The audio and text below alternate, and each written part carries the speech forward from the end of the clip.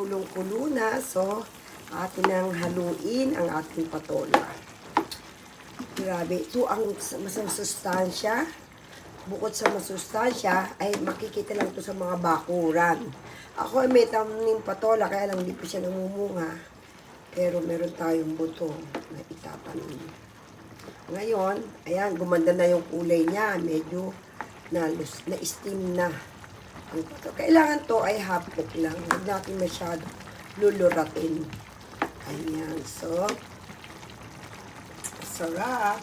Nakita ko na po yung kasukat na takip. Ito po yung sukat na takip. Ayan, nugasan ko po.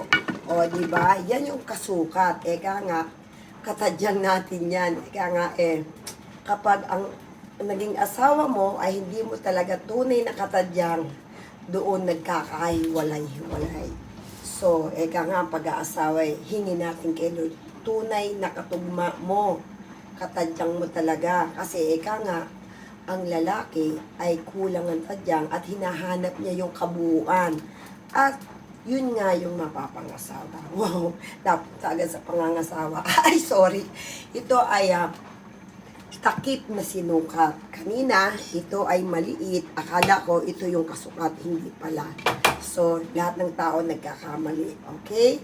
Kaya everything is pray unto God para hindi tayo mamali ng pili ng ating kapartner sa buhay.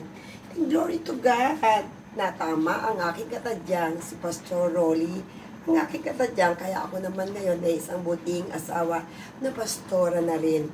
Dahil parehas kaming pinili ni Diyos, ng Diyos sa kanyang ubasan upang maglingkod at magmahal ng maraming pamilya sa buong Pilipinas at sa lahat ng lalako ng daigdig ay magmamahal tayo ng pamilya. God is love!